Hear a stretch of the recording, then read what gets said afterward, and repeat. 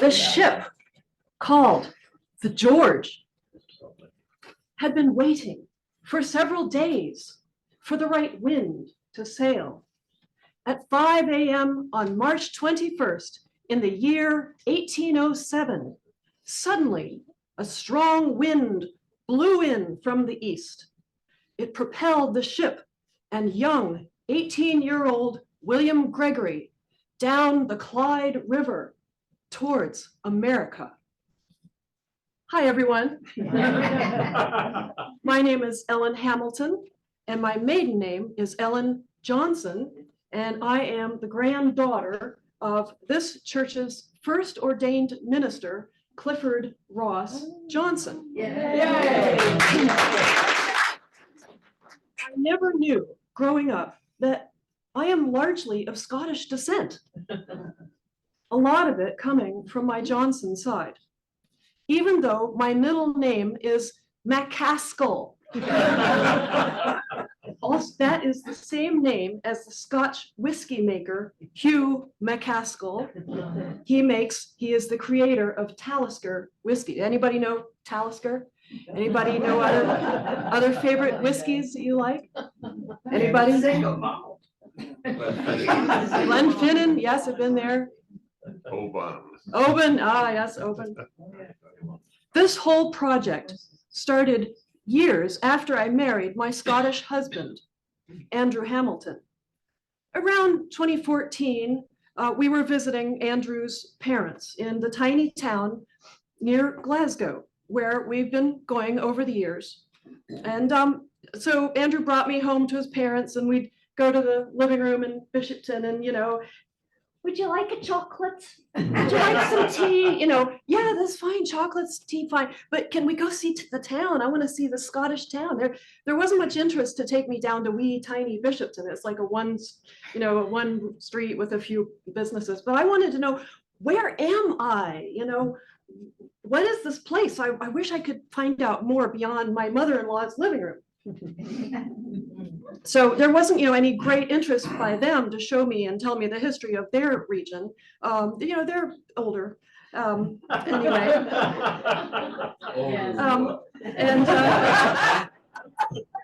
In other words, they know that region. They've been there. Yeah, we know this. We've been here. So I was interested in finding out more about this area. And meanwhile, back at home here, I had become active in the history department and community here. And I was serving on the Archaeology Commission here in Alexandria. So I was learning about the history of this region and reading about some of our archaeology. So one summer when we were in Bishopton visiting, a friend of my husband's, an old childhood friend, we had this apartment that I would rent, so I didn't have to stay with my mother-in-law. And so we rented this beautiful apartment, and we get to have my husband's friends over, and I love to cook a big dinner for them. So they would come over, and in great European fashion, they would always bring me a gift. And you don't have to. No, they would.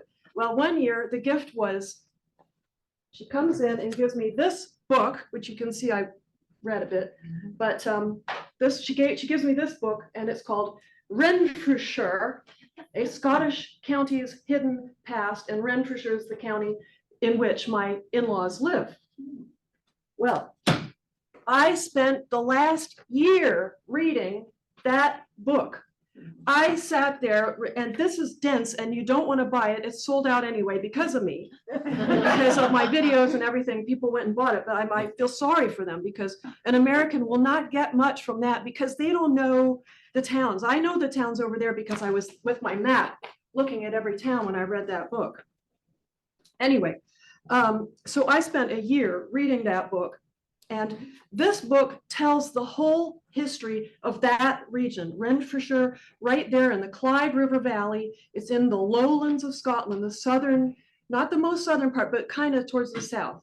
And it tells the entire history of that region, starting like in the, bronze. I mean, I think he starts in the ice ages, with the glaciers going all the way up to today, basically to World War II, and some relics that are there. So by the time I finished reading this book, I suddenly had this revelation, like, oh my God, I understand the arc of human civilization. And it all happened right here. I mean, humans developed and became us here. I was like, oh my God, this is an amazing revelation. I can't believe I got to tell the world. I just had this sense, I understood, the arc of human civilization, the modernization of people, of my ancestors, from going from primitive lives to the development of simple industry, building of towns, use of money, to our modern way of life. And all of it happened right there in the lowlands of Scotland. So I started my project, and one of the inspirations, so when you start a project, often you might have a question. I really want to find out blah, and then that guides you. Well, one of my inspirations, my questions was, or one of the things that inspired me was, I looked around at this region of Glasgow and Edinburgh, and it's very built up, very modern. And sometimes it's not pretty. You get on the train, it's not all too pretty. It's warehouses and things like that. But as I looked at this, it occurred to me that possibly the people who left Scotland, who became me and us, might have come from that region, and possibly not as much from the Highlands as we always think. So I thought, geez, so a lot of people here, I wonder if my ancestors actually came from here and not from this Highlands that we all know so much about. So I said, well, I'm going to find out. So I decided to find out if I was right. I decided to make a movie telling the story of how human society became modern in the lowlands of Scotland, and what drove them to leave that country to move to America. So while I was reading my topic and researching my topic, I was starting to read about the history of Scotland and all that stuff, which was the exciting part for me. But I always knew I needed to have a main character, to make this a good story, a person that we could follow. So one day I was reading in the Alexandria Times, the history section, the back of the Times. There's this one page, they always have the history in the back of the Times. I always would go there. And this day, there was a story about a house on North Washington Street, 329 North Washington Street. It's a big brick house, and it had been built, or part of it had been built, by a man from Kilmarnock, Scotland. Oh my God, I knew Kilmarnock. Kilmarnock had been a major player in the Cotton Revolution. So the Cotton Revolution had played a crucial part in Scots leaving, in our ancestors leaving to come here to America. And so with that, the search for William Gregory and his descendants began. So during this project and process, I managed to contact the author of Renfrewshire. So it took a year or two. I'd kind of look and I wouldn't get anywhere, and I'd leave an email, call the museum in Scotland, and I gave up. Next year, let me try again, and I was a little more persistent. Lo and behold, I actually managed to contact Derek Alexander, and he agreed for me to interview him on camera. So exciting. So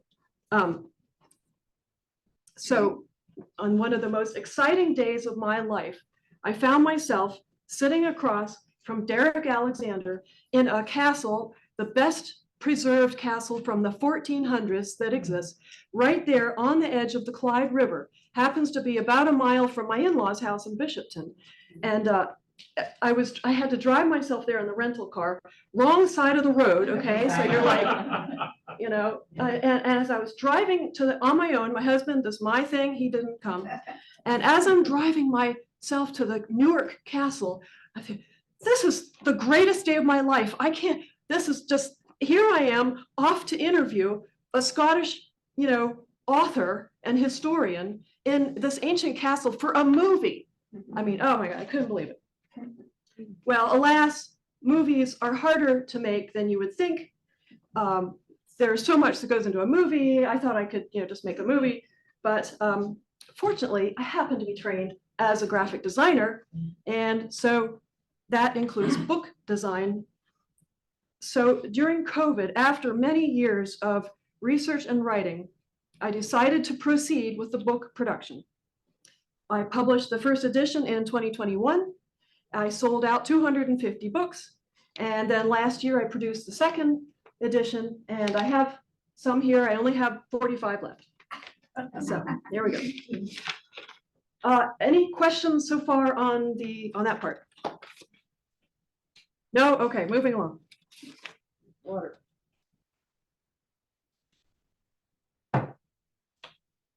This story is not about the Highlands. We have heard a lot about the Highland clearances. Actually, most Scots came from the lowlands of Scotland, that low-lying stretch of land that stretches from the Clyde River and Glasgow in the west to Edinburgh and the Firth of Forth in the east. The story is about where so many Scots left from, the southwest of Scotland, the counties just south of Glasgow. Here we have our Britain map. In the 1700s, there was one event which caused massive changes, which changed the lives of Scottish people. Anybody know? That's what a lot of people think. I always get that. The one event, the main event that really changed everything was the Union of 1707. Scotland and England were united to become one country. This event changed everything for Scots. It changed where they lived. It changed how they got around. It changed what jobs they did. And it changed how they bought things. People, working people, started using money for the first time. It was the beginning of our monetary system. After 1707, people changed from living a primitive lifestyle, living off the dirt, literally, to becoming the modern society that we are today. So let's go back to before 1707 and look at why people wanted to leave Scotland. Before 1707, 90% of Scots, Derek told me this exactly in his words, that day in the castle, 90% of Scots lived spread out all over the countryside, not in towns, not in cities. There were no towns, no cities. We have maybe a very few beginnings of towns, but most of our ancestors were just spread out in the countryside, and they lived in small communities of family clusters of buildings called farm towns, or as the Scots say, fermtunes. There were very few towns, I said, and only a few roads, because there was no central government to build or maintain roads. There were only a few scrubby, overgrown tracks leading between the farm towns, and life was primitive. Families lived on land that belonged to a laird, who was the landowner. Each family would dig their plot of ground to raise food using a crude wooden plow called a run rig. That family had plowed that spot of ground for hundreds of years. And then they had to give a portion of their crops to the landowner each season to pay their rent. This rent was called a fee, or in Scots English, a feu, which was called, we call the system feudal. That's where that comes from. The next three images, these were actually taken, they're photographs, in the 1800s in the Highlands by a woman named Mary Ethel Muir Donaldson. And I choose these to show what life may have looked like in the 1600s. This next photo is a man digging peat. You can see how he's cutting right down into the ground. And that is the dirt that people lived on, our ancestors. It was their only fuel. They had to use the dirt as their fuel for heating and cooking. And they needed the heating because it was damp. It's a damp chill there. They don't get a lot of snow, not much, but it's a damp cold. It's not nice. That dirt took months to dry out before they could even use it. Because why did they use the dirt? Well, there were no trees. To this day, Scotland still has many treeless landscapes and neighborhoods. This photo is a great photo. It seems to me to be staged. It's very nice. Everyone looks good, but I chose it because it shows the thatched hut. They actually lived in those types of buildings, and it shows all the very different people. There are more photos in the book. In 1707, with Scotland becoming one country with England, the country of Great Britain, landowners could more easily travel to London, and they could. The border was open, there was more trade. This was a huge transformation for Scotland economically. It went, it became much wealthier. The trade between the borders just grew exponentially. So for a contrast in lifestyles, here is a photo of John Erskine, the 6th Earl of Mar. I managed to interview his descendant over the phone, the Earl of Mar and Kelly, and he gave me permission to use this image. And I can tell you more about that later if there's time. Landowners became more interested now in having nice things to show off their wealth. They went to London, they could see, how those folks lived. At the same time, with the open border, new farming practices were being used, and the farming ideas were coming up from England, and new ideas always hit the lowlands first. It took them a while to make it up to the highlands. So that's why, in one reason why the lowlands were so populated. But the farming idea that was coming up from England was the idea that you needed to let your land lie fallow for about a year. That soil needed to rejuvenate. Those tired patches of ground in the farm towns were no longer producing. Scottish farmers were becoming poorer. Those were our ancestors. And the landowners realized they needed to have larger fields, and where they would only use part of the field at one time. And in order to plant and harvest those fields, though, they were going to need farming help. And that meant our ancestors, the ones that they needed to get off the land, they needed them to stick around. Don't go far away, because we're going to need you at the end of the summer for harvest to come back and work the field. But we don't want you living there all the time. Now we want you off, but we don't want you to go too far away. So what did the landowners do? Well, the landowners were quite proud of this. They decided they were going to build towns nearby so their people could go have someplace to live. And they were also going to build roads so people could get around between these towns. And they were proud of this. They felt they were doing a social good. So they began building these towns. And let's see. But this change is what made Scotland as we know it today. This was the beginning of Scotland as we know it today.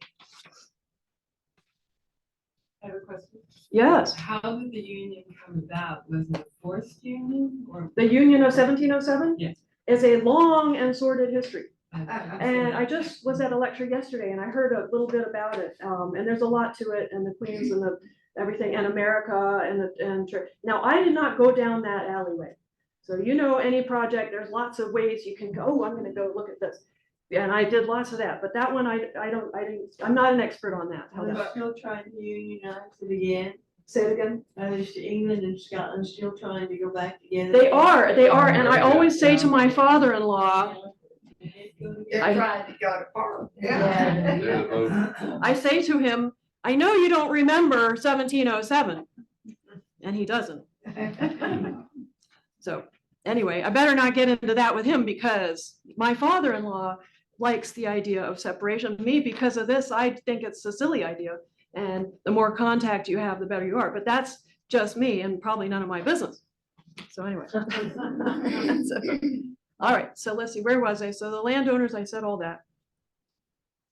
So when the workers came to these new larger fields, they were now paid in money for the first time. That was the beginning of our monetary system. You said, some people say, oh no, they had money. Yeah, but our ancestors didn't really have money. They traded, that they were being paid now for the first time with money. All right then. So while Scotland in the 1700s was building its towns and roads, what was happening across the ocean? America was being settled. In the 1700s, people started coming in. In the Southeast, large cotton plantations were in operation. African slaves were picking cotton. One of the largest markets for American cotton was Scotland, because they were all related. It was the Scots that were coming across. Sometimes a Scot owned a plantation. Yeah, let me send you some cotton, to my brother over here, to my friend or over. It was Brits selling to Brits. We were British then, Brits selling to Brits. Well, what happened with that was the cost of cotton in Scotland plummeted. So you could get cotton before, I don't know from where, India, I don't know, whatever it was, the cost of cotton plummeted by 50%, 50. So you could get cotton cheap, cheap, cheap. Now, slave picked American cotton, cheap, cheap. It was a flood of cotton coming across from America into Scotland. The Scots realized they could make a lot of money, could be made in cotton. So they started building cotton mills like mad. Where did they build them? In the lowlands of Scotland. Why did they build them there? Because of the many rivers. The lowlands, that region, Renfrewshire, there are all these rivers that run north and up into the Clyde River. So, and there had always been mills there. Wheels were on these little rivers, had been there for hundreds of years. Let's see, where am I? Lose my track. So in the late 1700s, there was a massive building of cotton spinning mills and cotton weaving factories in southwestern Scotland. The mills were built in the lowlands because of the many rivers in that region. These rivers had already had water wheels built on them before. Water powered those mills and had been used for hundreds of years to grind wheat and to spin flax for linen. They provided linens for London in Scotland. It was natural to convert these wheels into a power source for processing cotton.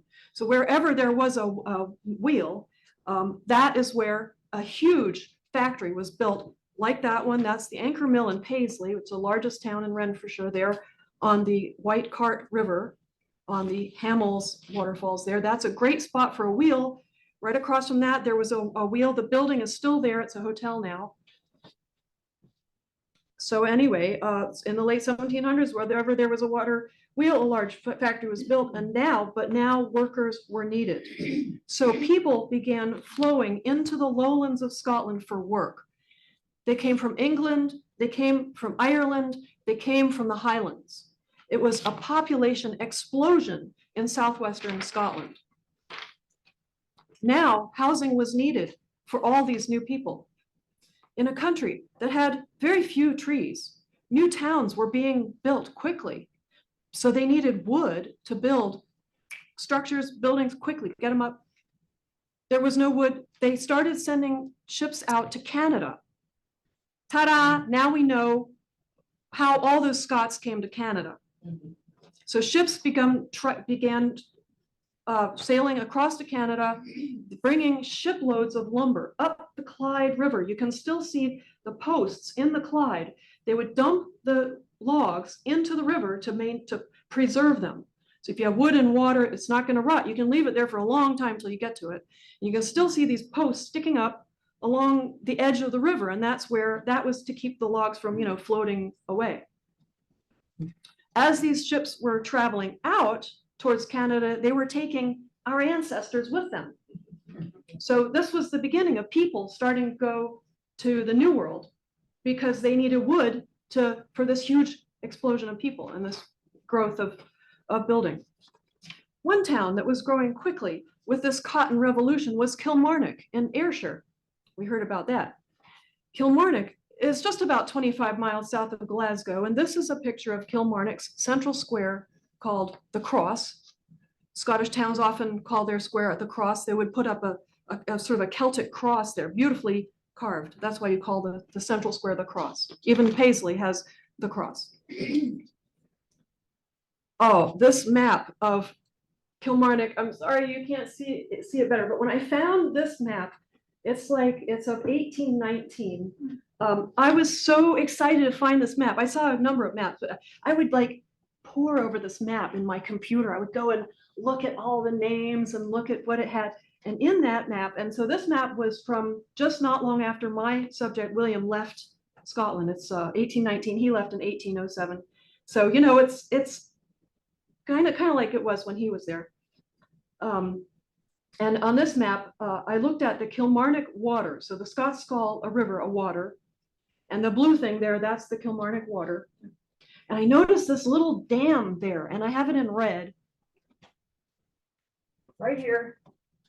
There's a little dam, and I noticed that, and it says Robert Thompson. Oh my goodness.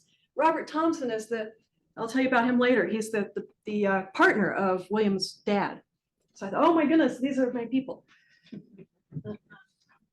So there's a dam that was built there, and I found out much later, was built to feed water into a yarn spinning operation.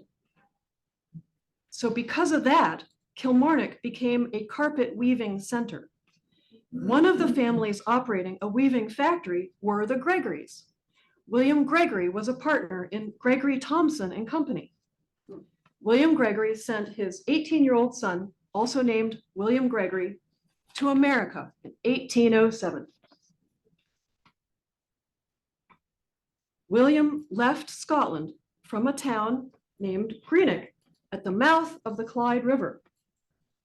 Greenock has a naturally deep ship's port, and ships have been leaving from Greenock for hundreds of years. So many Scots left, many of our ancestors left from that ship's port.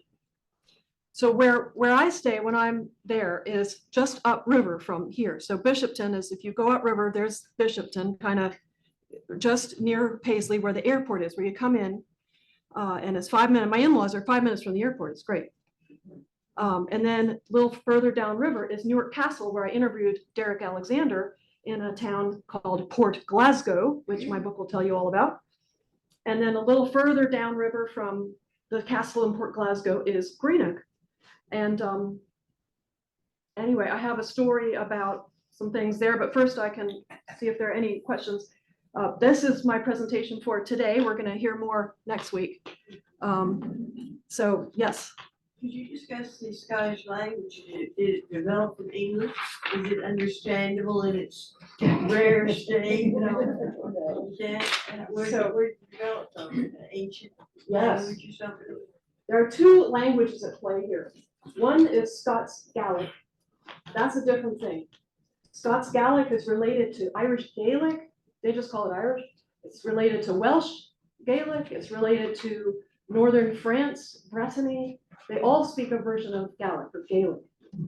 Scots English is, now it took me many years to figure this out, but the last I've heard is that Scots English was an earlier form of English. One source told me that was spoken throughout the British Isles originally. So it's very similar to English. There's a lot of German in it. I speak German because I grew up there. But so there, I recognize words like kirk, the church is a kirk, kuh is a cow, these words. Kennet, do you ken it? In German, kennen is to know. So there are a lot of similarities. But so apparently the Scots English actually is its own language. I don't know if you call it a dialect, but I think it's its own thing. Later on, when the Angles, I think, now I'm not an expert on this, but I think later when English came in, possibly with Anglo-Saxons, the English language then pushed Scots language out of the way, and people were embarrassed. It was the old speech. So people were shamed into learning English. Locations were given new names, new anglicized names. So, but you know, the Scots, so they kept speaking this Scots dialect, and they still speak, they speak a version of it today, and they're proud of it. Yeah. I went to high school for 4 years in Scotland. And I would say in the classroom, when they were teaching, they were speaking the Queen's English, which were very pure. They used to criticize the English for their poor English that they spoke at best in Scotland, because it was just but then in the hallways between classes, they went back to their broad Scots. Very difficult to understand. But what I found fascinating is even the most uneducated can speak very pure, correct English, because we kept that separate from the dialects that they spoke in the home, on the farm, in the communities. It's almost like they spoke two tongues. Where did you go to high It school? was, Northeast, South Aberdeen. Were you to do with the oil industry? Yeah, there were, interesting to say that there were two other Americans in my school. They were there for the oil industry. My father was stationed there with the Navy. Oh, of course, military. Yeah, outside the Highlands. Neat. So I used to speak English in two ways. You can bring it back. You can always bring it back. It's back there somewhere. You even speak it now? Yes. I can read that. Let's see. That's what later. How does this all relate to the Scots-Irish, the migration of the Scots? This is the exact reason why I wrote this book. Because I was always told by my mother, who is a Scots-Irish. We used to say Scotch-Irish. Scotch-Irish. Are you Scotch-Irish? Well, you're Scots-Irish. Most Americans say, well, I'm Scotch-Irish. Well, but is everybody Scotch-Irish, or are you sort of part Scottish? Maybe you're not sure, so you just call it Scotch-Irish. I don't know. I did not do Ireland at all. I had My to, husband's a Cahoon, so and the Cahoons were around Loch Lomond, and they emphasized the Scottish part. yes, And then I found out for 200 years they were in Ireland before they came to North Carolina. but they were always a Scot. Yeah, right. Always a Scot. I'm not Scotch. The closest I can get is George Doherty and Peter Marshall at New York Avenue Presbyterian Church. Yeah. But I wondered who the Earl was that you showed us the picture of. Yes, Was he English or Scottish? When was that and where was it? Yes. Because this was a royal looking guy and Yes. everybody else showed they were living in peat houses. yes. That was the first question. And the second one, what were the monetary units that they were using when they first started? Was that the farthing? Shillings, I have a picture of money that was used in my book when William came over, because it has the monarch then at the time, was it George III. George III was on it. So he was a monarch then. I'm not an expert, and my husband, we were just talking about this, so I can't remember exactly, but it was shillings. There's a complex thing, and it was before they switched. Anyway, I'm not an expert on the money. Was the Earl English or Scotch? The Earl was a Scot. He was a Scot. Yes. So where was all this pomp and ceremony going on while everybody was living in peat Yes. houses? So the Earl was the Earl of, and I talked to his ancestor for an hour at least. That was great. The Earl was the Earl of Mar, and he was the 6th and the 13th Earl of Mar. So he had two different titles, depending on where whether you were an Englishman maybe, or whether you were a Scot, I'm not sure. He was 6th Earl. Guess what he was involved with? He was the guy, I believe, who was involved in the Revolution of 1715, which he was vanquished. That was the one that happened before Prince Charlie and the Battle of Culloden in the 45. Right? So that was this movement against 1707. Some people, especially the Catholics of, the Stuarts who wanted back into power, were not happy with this union of 1707. So these little revolutions kept going on until they were finally quashed in 1745 with the Battle of Culloden and fat, drunken, Bonnie Prince Charlie, who was a loser. Definitely true. I Yeah. was just trying to relate that to So- pointing out that there weren't any cities and there weren't. Yes. Everybody was living Yes. by themselves. That is the reason we're here. That's the reason we're here, basically. You had the aristocracy, which fed money from us up to the Queen or the King, right? And then you had everybody else, 90%, most of the people of Scotland who had nothing, right? And that was the feudal system, and that's why we didn't like it, and that's why we got on the ship and left. But there are many other reasons which are in the book. So this Earl of Mar and Kelly, so in the region, in Bishopton, where we stay, very near there, there's a big, beautiful hotel, Mar Hotel. It's right on the Clyde. It's a 1.5 mile walk from my in-laws straight up to the river. And I like to go to the fancy hotel and go look at it. So I was always curious, Mar Hotel, what is that? Mar? And next to Bishopton is a small town called Erskine. It's basically, that's the older town, Erskine. So I wanted to find out the history of that hotel. Well, I dug around till I finally found the ancestor, the Earl of Mar and Kelly. to ask him, and I wanted to learn what he knew about that whole region.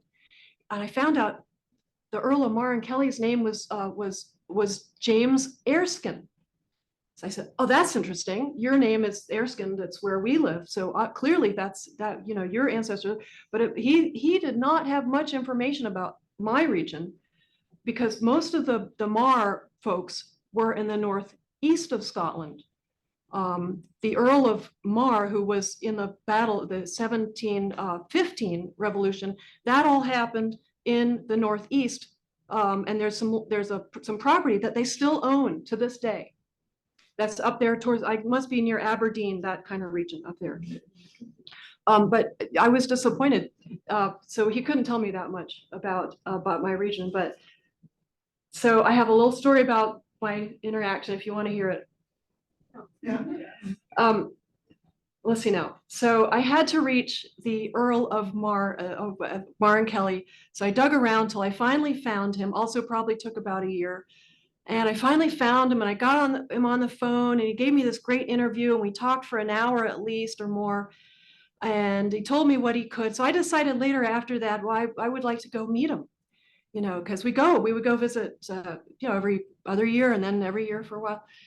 So I wanted to go visit him, and he lives and has this tower castle, a classic Scottish tower castle, which was a fort. It was just the tower part, and that's in Alloa in the county of Clackmannanshire. So we wanted to go visit Alloa in Clackmannanshire and visit James Erskine.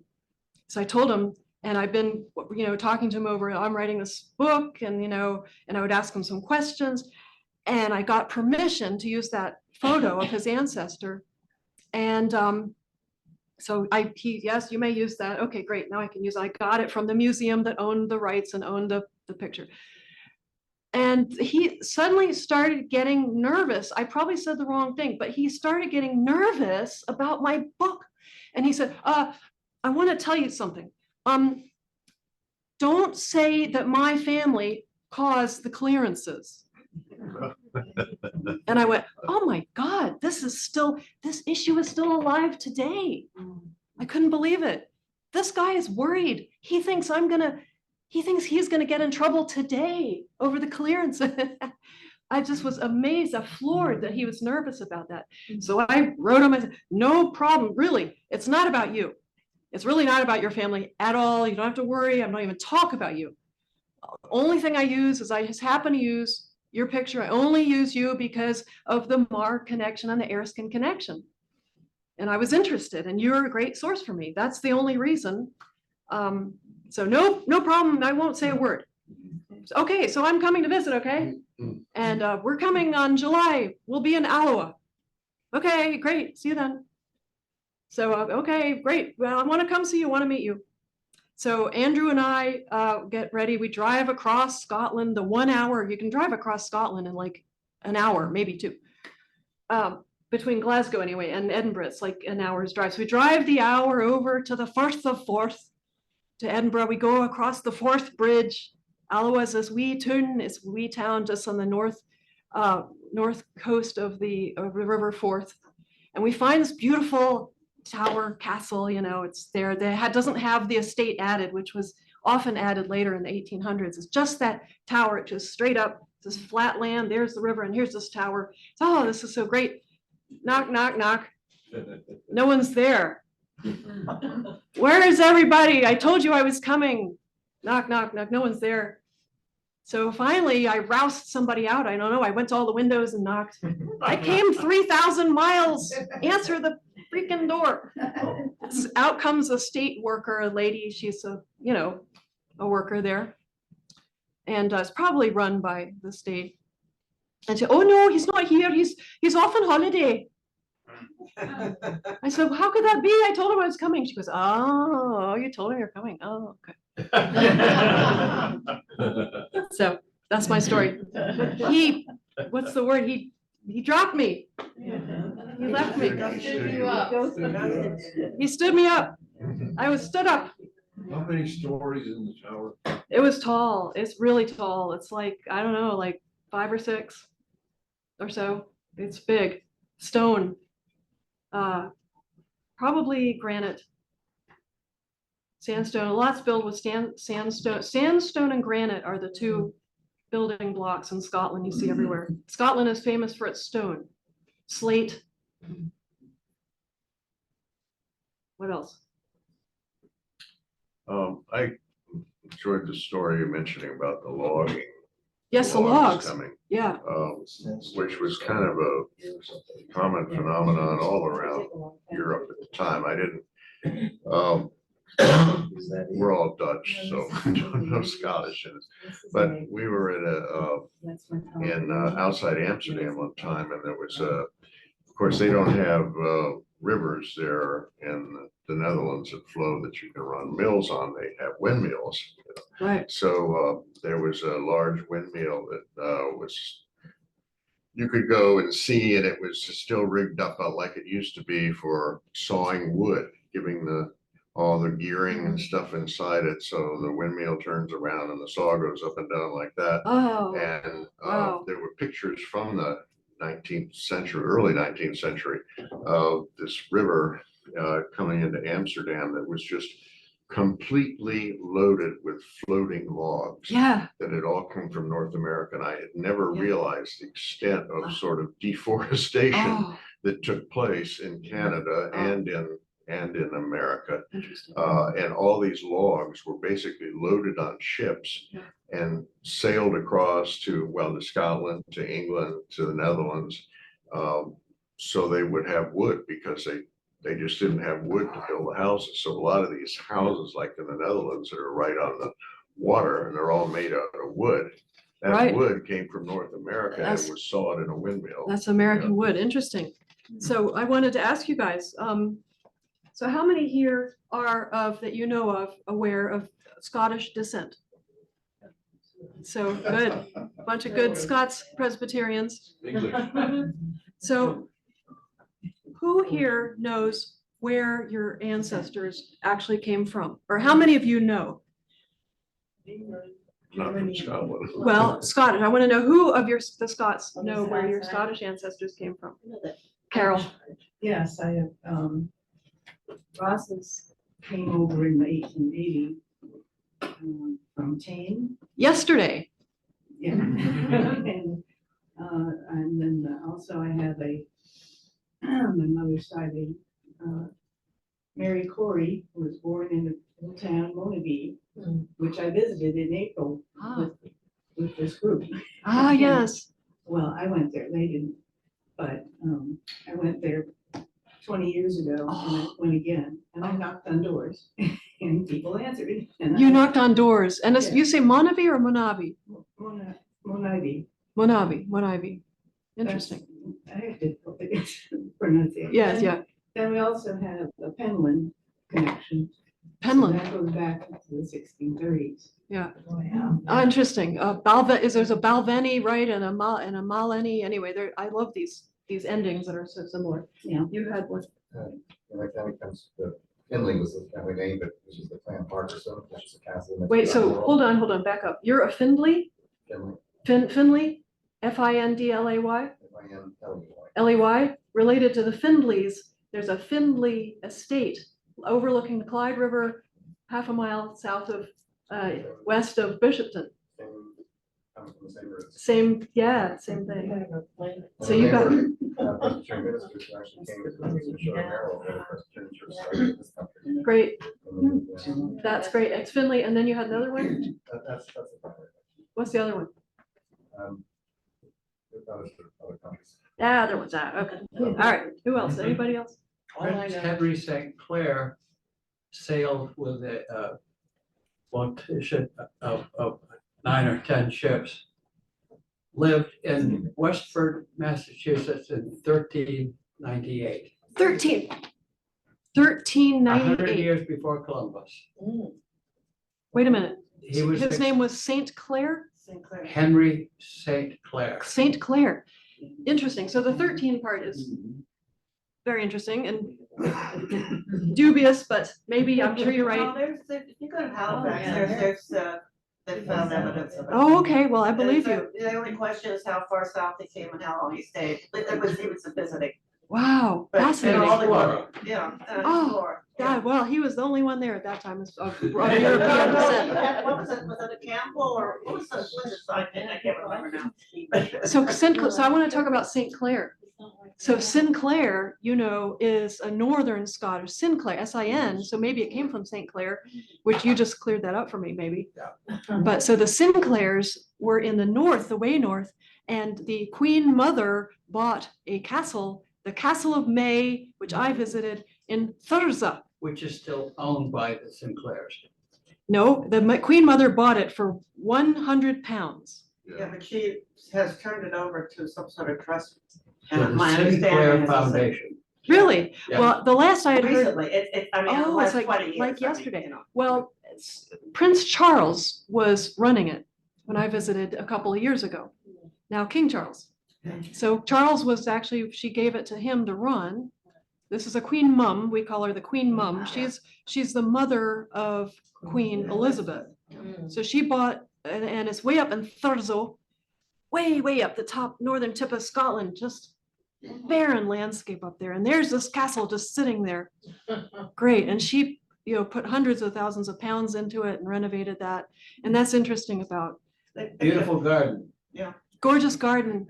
formal So garden, you've been there Oh, then. yeah. many times. Oh, you've been many times. That's so great. But also, the Sinclairs were in the battle of, what, the Norman invasion of Battle of Hastings. I think they were on both sides. Oh, And I love, And of course, there's the Cummings that came in 1634.